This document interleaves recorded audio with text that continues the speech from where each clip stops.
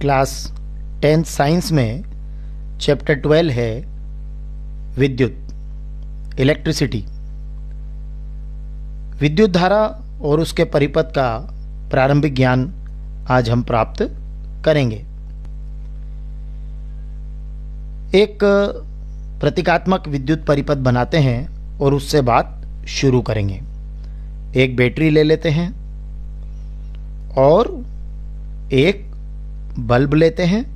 एक बैटरी ले ली है हमने, एक बल्ब ले लिया है, एक कुंजी ले ली है और साथ साथ हमने एक अमीटर लिया है।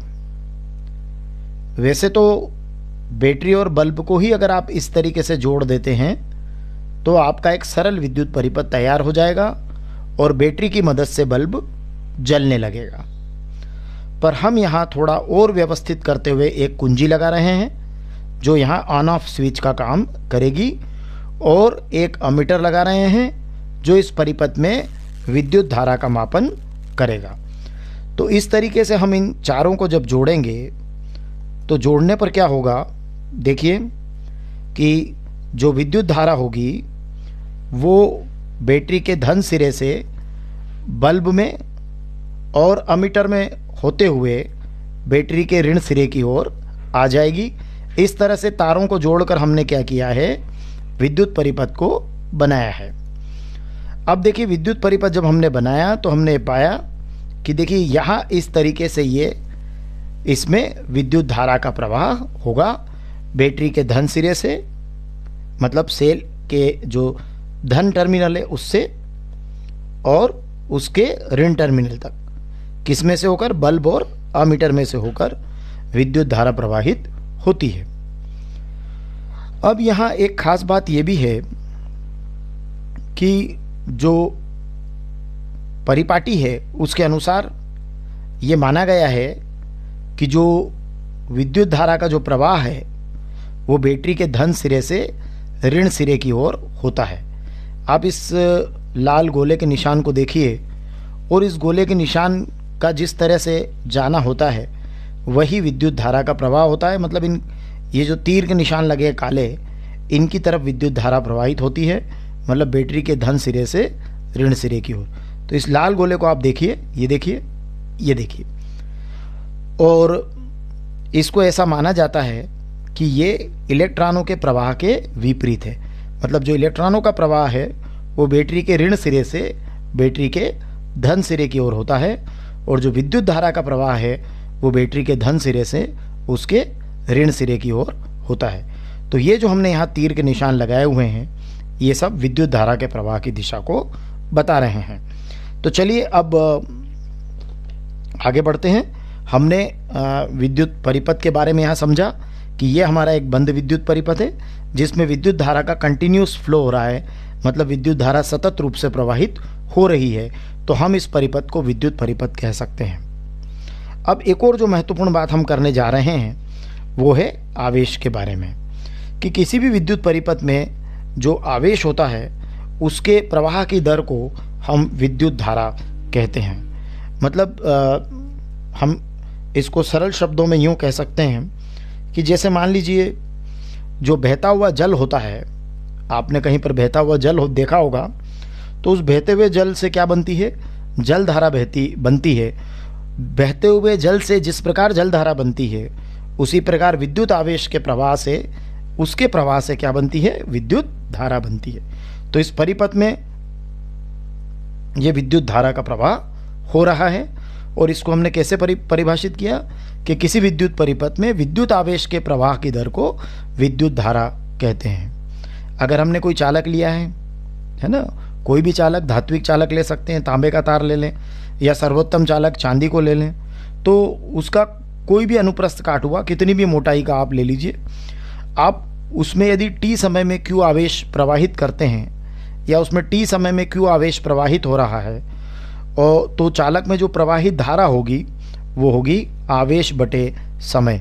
मतलब आवेश प्रवाह की दर को क्या कहेंगे, विद्युत धारा कहेंगे।